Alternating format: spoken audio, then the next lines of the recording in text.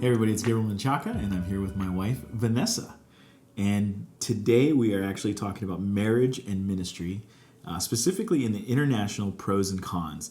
So we kind of broke down different areas to really talk about. I think number one is making sure you have a good understanding that you have to communicate.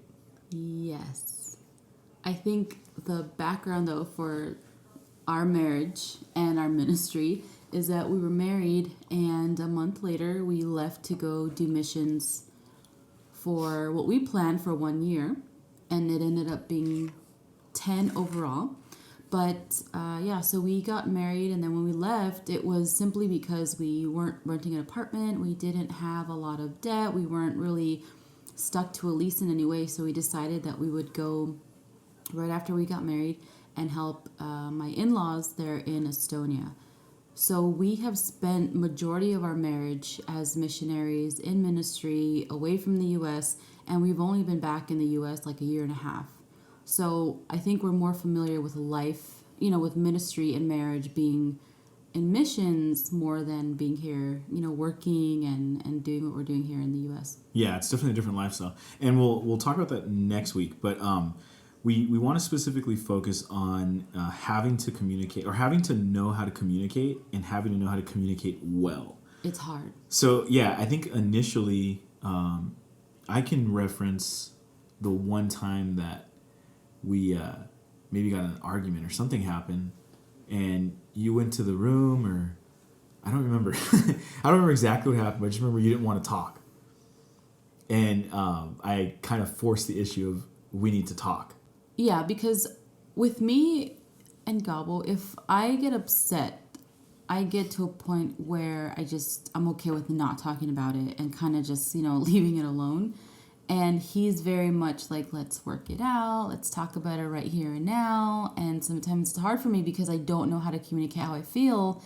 And given the fact that we didn't have a lot of friends and family around us, those first, whatever years of our marriage as newlyweds, it was hard for me to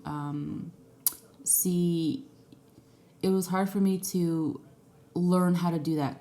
But at the same time, I had to learn how to do that very quickly, simply because we didn't have a lot of friends and family around us to kind of guide us in that way. And I think most newlyweds, they have a lot of friends that they can kind of bounce ideas off of. Yeah. And I mean, we do too. We can text people on Skype, but it's not the same. So I really had to put aside my immaturity, because that's, in the end, that's what it was, and really learn how to express how I felt, even if I was still upset or even if I wasn't ready. I think because we were so far away from people that we're familiar with or close to, we really had to learn quickly how to communicate better. And I think there was a few things that are helpful. Number one, okay, so we were alone. So we had my parents there, but obviously, and this is advice for anyone, if you're married, try your best to keep your marital issues away from your family. Because even though, my parents are pretty solid ministers, they have a good background, they have a good history, they've counseled people, they've done premarital counseling, they've pastored for decades, and in different settings, different cultures. But the main thing is this: I'm their son, and bringing an issue with our marriage to them is going to have some pretty clear bias. So for anybody that's married, try to not take your issues, your marital issues, to your family. And this goes for the people that are in churches that, if you grew up in a church and your dad's the pastor, I'm talking to you, because your dad or your mom, their position to you as a child is going to be like, well, you are their offspring. You matter more than anybody else. So they're probably going to take that side. And on top of that, it just is not, it's not wise, because you don't want to paint any picture for them to have of your spouse. So I'm telling you, if you're a pastor's kid, you're in your parents' church, number one, and this is a side note, you should probably leave. Just because I think it's healthy for every pastor's kid to leave their parents' church. And that's just my personal position, opinion, throwing that in there. But when it comes to marriage, you should be asking other people, it's not anybody, but people that have good marriages and exhibited good, healthy, Christ-centered, sprinkled and understood that it's biblically positioned to have a health moving forward, and they exhibit that health to everyone around them. So that's important, okay? The only time I went to your parents about anything is if I was still mad at you. Yeah, and that's different. Nothing serious. I mean, it was always just fun, lighthearted stuff. But it wasn't me going to them. No, yeah, it was me saying, like, you know what your son did. Yeah. But like I said, nothing ever serious. I would never take anything serious like that. Do you remember the time that you had an allergic reaction to, I think there was like mold in our apartment, and you had dark eyes? Yeah, like I had my skin was really irritated, mostly only around my eyes. So after like rubbing them and scratching so much, they looked bruised. It was pretty swollen. bad. Yeah, swollen. They were irritated. The mold was really bad in that apartment. So his dad had asked me if everything was okay between us. And I remember thinking, like, why would he ask that? And he said, Mija, it looks like someone hit you in the eye. No, but like he was legit serious, because like I remember I went to say, like, I was like, Dad, what the heck? Like, what are you, like, I was about to say, what are you accusing me of? And he said, be quiet. And then he wanted you to talk. Like, I was like, wait a minute, he legit thinks like I hit her or something. So anyway, but that was something. I don't think he thought that. I think he wanted to make sure that if anything happened. Yeah. Like, I'm sure your dad knows he wouldn't do that. But in the end, he was giving me the opportunity, if I needed to share, something that maybe he thought I wouldn't have or whatever. But his dad was very much on my side. Yeah. If there needed to be sides, he was on my side. But of course, I just reassured him that it's the mold in the apartment. And, at the time, I was just offended. I was offended because I was but like, how could he think that I would do such a thing? But it's good to know that you do have, at least for me, like I have in-laws that if something were ever to go wrong, that they could separate from he's my son to what's, the priority here, what really matters. And I'm just as valuable as he is. Yeah. And then I think like, I think for me, the main thing is like, we didn't go to them with arguments or issues we had at home. So it was just kind of a question of like, hey, wait a minute, what's going on? That's why I was so offended, because I was like, wait, what the heck? Yeah. Anyway, we were raised to not hit women, and anybody in a domestic violence situation, get out, get help. Don't stay in that, because it's not good. It's not right. It's not scriptural. It's in no way godly. So get out of that situation. So moving forward though, have someone healthy that you're able to go to with your issues. And that you both agree on. Yeah, that you both agree on. Yeah. Because sometimes a lot of girls can go to their friends, and you might be going to someone who your husband is going to say, I don't trust that person. Oh, yeah. Well, even I think to speak into that area, like I'm not talking about a peer.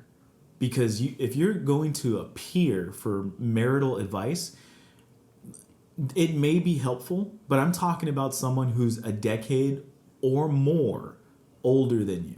Yeah, like if you're really looking for someone to actually give you some pretty good advice or direction or just insight, or even if you just need to really vent, definitely look for someone who has a good track record that you both trust, that because we have people that, we could have easily gone to, but we both at some point maybe like, I don't know, I don't really like, this about them or whatever. I think it's important that if you're going to go to someone with any issues in your marriage, that you both have that agreement of who it's going to be. Yeah. On top of that, we had a very good premarital counseling with Raul and Veronica.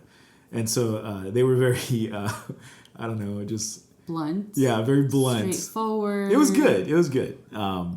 But yeah, so that set us up to have... that premarital counseling is huge. It's a big deal. You should do it if you're planning on getting married, because it's a big deal. Yeah, I think too, like one thing that helped us, to begin the marriage with was having premarital counseling. Someone people or a couple that was gonna be upfront with us. They were very genuine people. They asked us questions. I think that it was difficult for us to ask each other. They spent time with us, and it was nice because there were things, especially going into ministry right away, that they brought to the forefront. They kind of said, let's get this out of the way. Let's talk about this, because if you guys are going into ministry, if you're going to be missionaries, like as soon as you get married, there's some real questions that you need to ask yourselves. And I thought that was really helpful. If you can find someone that's going to be real and honest with you, that you trust, it'll only help your marriage. There's no way, that it can do any wrong if you have people that are genuinely interested, wanting to help you. Yeah, and so then coming out of all that, the biggest takeaway I think for us was learning to communicate. Mm-hmm. And then in the real world, like you go through the counseling, you go through the preparations, but in the real world, you have a situation where you get in an argument, which we did, and I just remember your response was like, I don't want to talk about it. Well, I'm still like that, I think, sometimes. Yeah, I think now it's just like I've learned to give it some time, and you've learned to gather your thoughts. Because I think before it was like, I don't want to talk about it. I'm not even going to think about it. Whereas for me, it was like, let's talk about it right now. Like, you're not getting out of this place until you talk to me. But neither one of those are good. Because I was very like, I guess, confrontational and aggressive in the way of saying like, let's deal with the issue right away, just because I was used to that. And then you were very like, I don't want to talk about it. But I think it's a common thing between marriages in general. Like, sometimes there's that one person that needs time to just think about it and kind of relax, and then they can come back and have like a good, healthy conversation. And then there are people that they want everything right then and there, all the answers, all the reasons why. And go ahead. And we've been married for 11 years now, and I've never had Gabriel yell at me. He's never raised his voice at me. We've never had screaming matches. We've never had anything like that. And I think I'm very grateful because, we were alone a lot of our marriage in the beginning. We spent a lot of time by ourselves, and it could have very easily went the wrong way. And I think what was important and why it didn't was because the both of us were very open, we were very honest. And like I said, when we needed to, we did talk to people about certain issues that came up, or if we had questions, especially when it comes to ministry, because we had done ministry. We were both in ministry before we got married. We were in the same ministry, but we also did our own thing. I don't know, he worked with the youth, I worked with little kids. He had a band, that was his ministry, and I worked with basically just kids in the church. But we had ministry away from each other. Yeah. And then to join identities, and then to join in marriage, and then to join in the same ministry, we have the same vision, the same goals. It was definitely like a learning curve.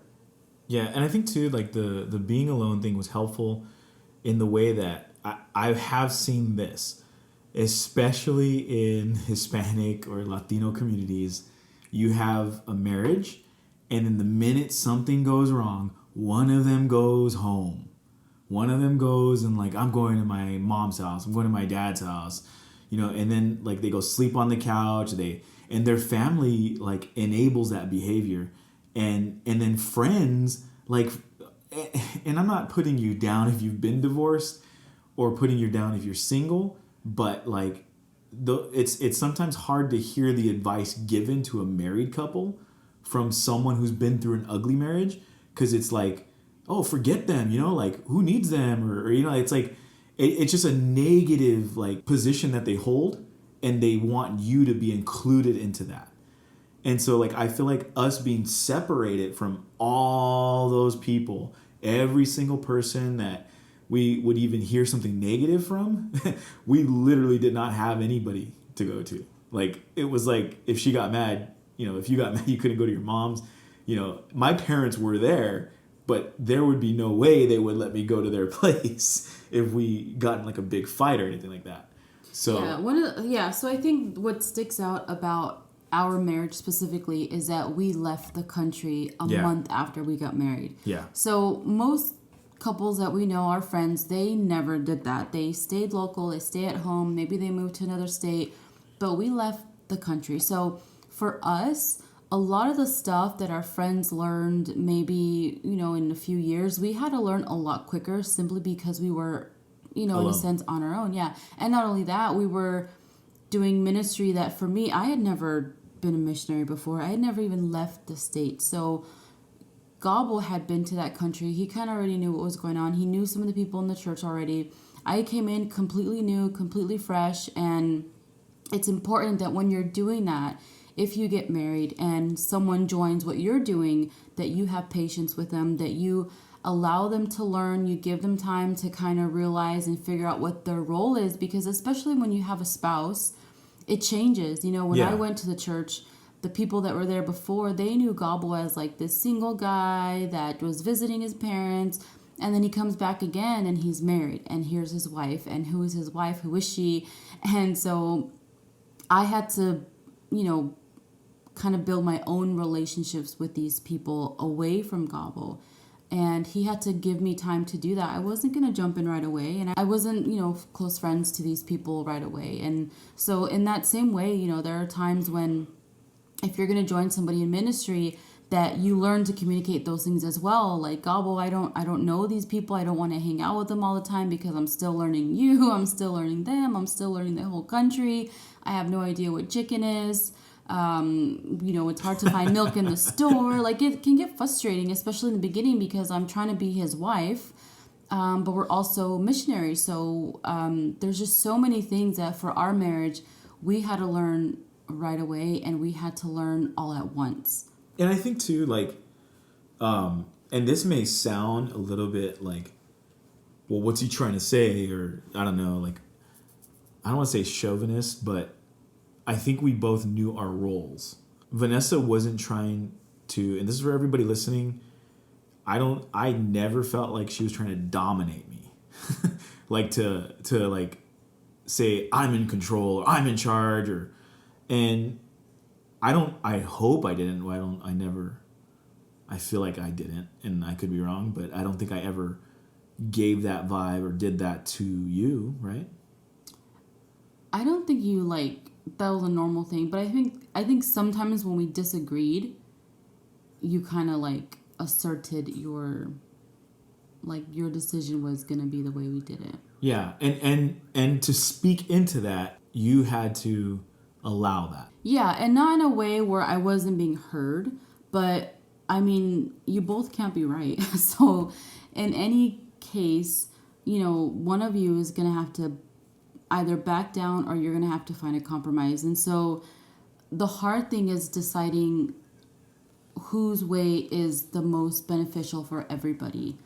And it does mean that sometimes you do have to back down. And then as Christians, I do feel I do know that Gabriel is leading me as a husband. He's responsible to lead our family.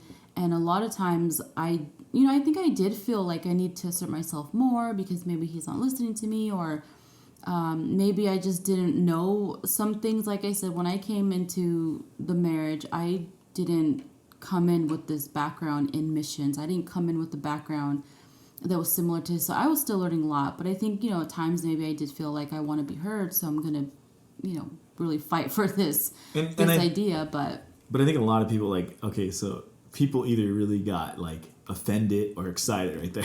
Because let me say this, though, to all the men, I would say to you, first, you have to have righteous behavior and integrity. Because some of you guys are morons and you're acting like you should be leading and you shouldn't, because you can't even lead yourself. And then you get married and it's chaos. Your wife can't trust you. So you're trying to lead your home and it's frustrating because she doesn't want to listen to you, but you've never exhibited a character that says you can trust me. You know what I mean? That's a big deal. As a man, as a guy, as a dude, you have to own that. You have to act like a leader in order for someone to trust you as a leader. And I think like for me, I would say this, like I can confidently say like in front of my wife that I've never exhibited behavior that was like contrasting or like it was two-faced or hypocritical. I can say that confidently because I know that's not me. If I'm being a jerk, like she knew I was being a jerk.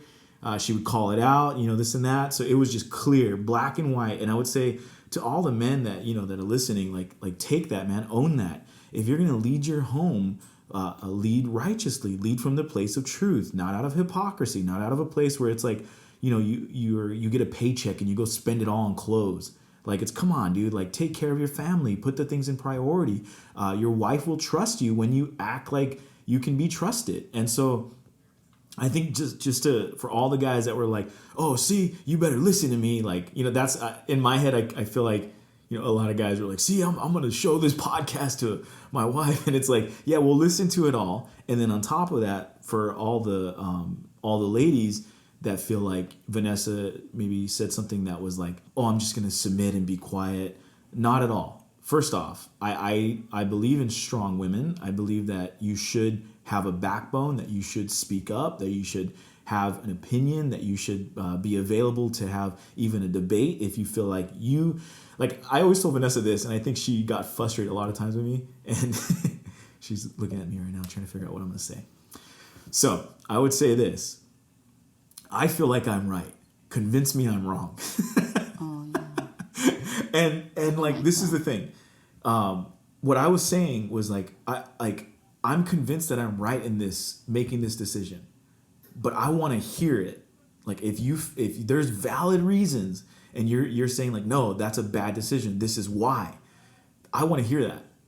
And honestly though, I think that did help because I feel like at that point she was like, I'm gonna hit him with something because he's not making the best decision. And most of the time, yeah, it was true. I was like, okay, we do need to change that. Okay, she's right on that.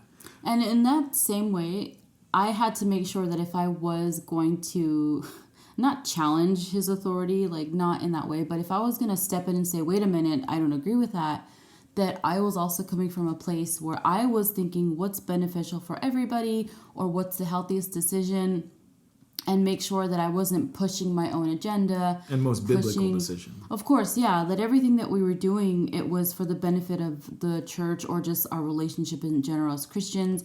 And so I had to also make sure that I was fighting for the right thing, that I wasn't just fighting for myself. And that's difficult because you really have to look at why, I had to make sure that if I was going to question his decisions, whether it was in ministry or with our home, that I was questioning it for the sake of everybody, for whether it was the church things or our family things, that if I was going to challenge and interject, that it was going to be for the sake of everybody, not just for myself, that I wasn't trying to get my way and interrupt, whatever flow that was going on or whatever decisions that he had been making. And it's hard because you really have to be mature to make decisions like that and to have discussions like that.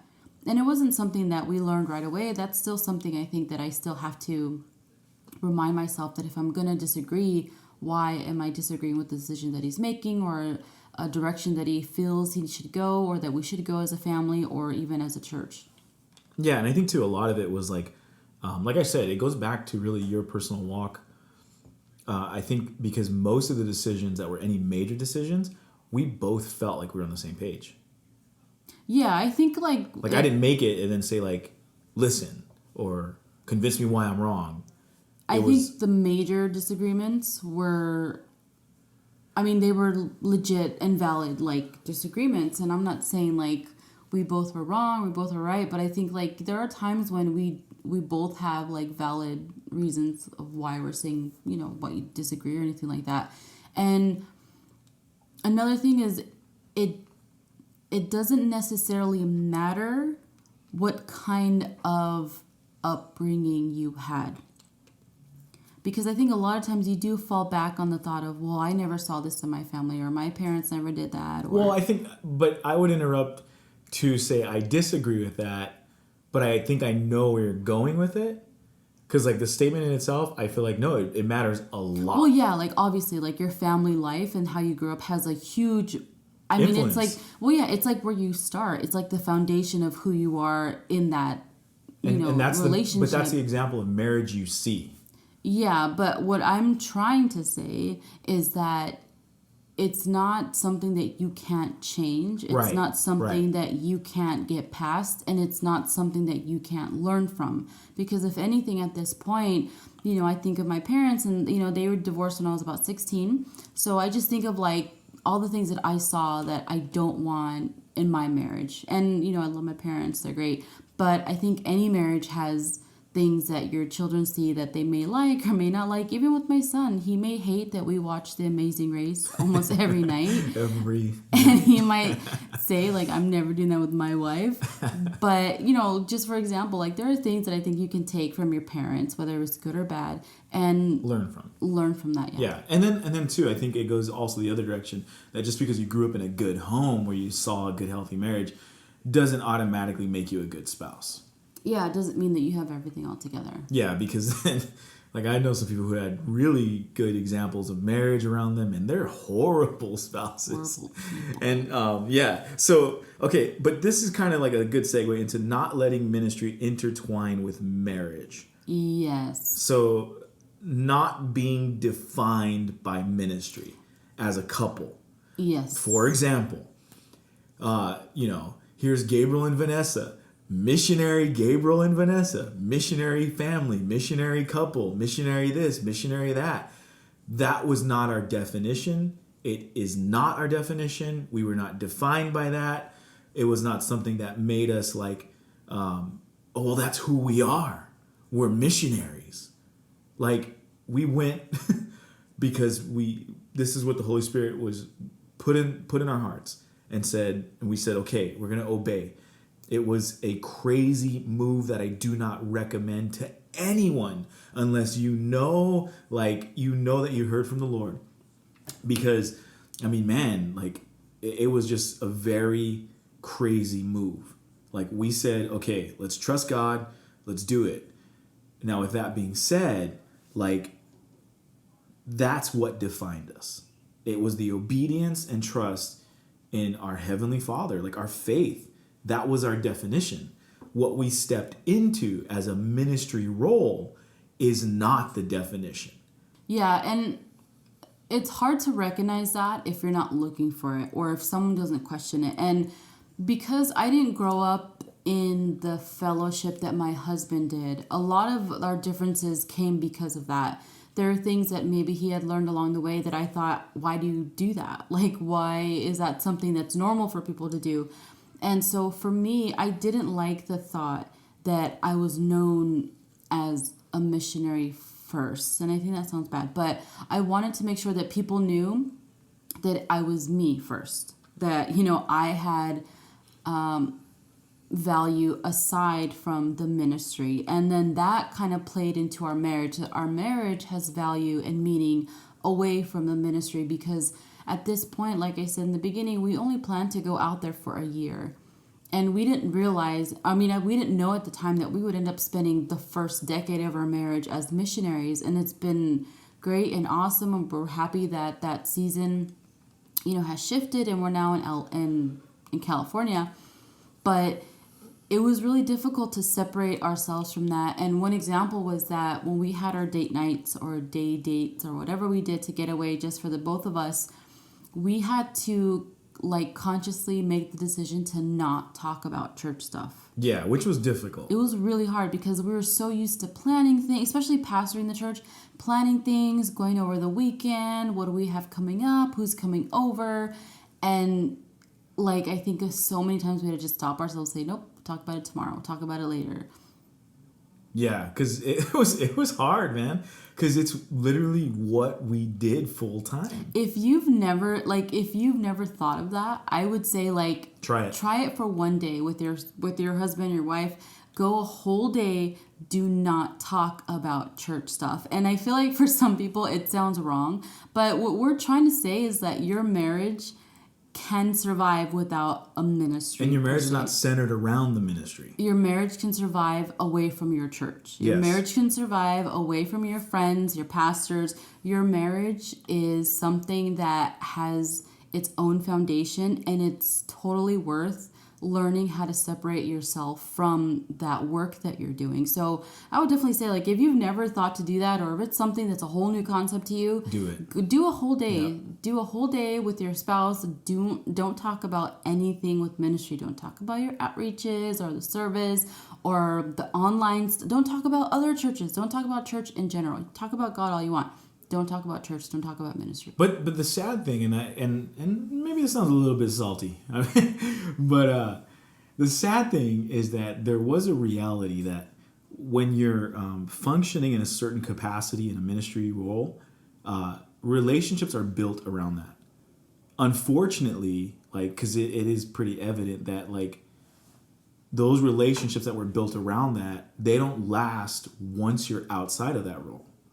Like, you have friends and relationships that, it was like, oh man, this missionary couple, and then, like, you hear a lot of very positive things, encouraging things, and it's good, and I'm not saying anything that's bad, but what happens is then when you are no longer in that role, a lot of those relationships are going to stay there in that place of ministry. And the reason why I would say prioritize those date nights, those days where you don't talk about ministry, is because if your ministry falls apart, if your ministry ends, if it closes, if for whatever reason things have to just not go that way anymore, all you have left is your marriage. Mm-hmm. And I would say this, I guarantee you this, some of you who are in ministry full time don't know how to talk to your wife or don't know how to talk to your husband about anything outside of ministry, because it's so intertwined with your marriage that you don't know how to have a conversation just with each other anymore. Like, that's just a reality. And I think, like, what I'm trying to say is prioritize your marriage in that relationship and make it centered around you two as a couple versus you two as a ministry, like, partnership or something. Or leaders of something, yeah. Yeah. And I think when we moved back to LA, it was just so evident how busy people are in their churches. And that's a great thing. I totally get it. However, I mean, all you do is church stuff. Like, and if you're going out on a date, you're going out with church people and your, like, friends. And it's just like counseling session. It's like people don't know how to be alone. Yeah. And couples don't know how to just be alone together. And you're not used to it, which I get because you have to work and this. Yeah, you get busy with church and ministry. But we've spent, like I said, the first decade being alone. So we really learned how to just enjoy each other's company. Which was a very good thing. And I would say, like, every couple, man, if they could learn that, I think they get something that is just, you can't put a price on it. Yeah, I think it really does benefit the foundation of your marriage and the foundation of everything that you do as a couple. Like, any ministry that you decide to do later on, you're going to have a great start. You're going to have a great time because your marriage is safe in a way. Like, you know each other. You've had time to be alone. You've had time to talk about other things. And you know how to separate that from the ministry itself. Yeah, you should be able to pull away from a position or ministry title and it not affect your marriage. Yes.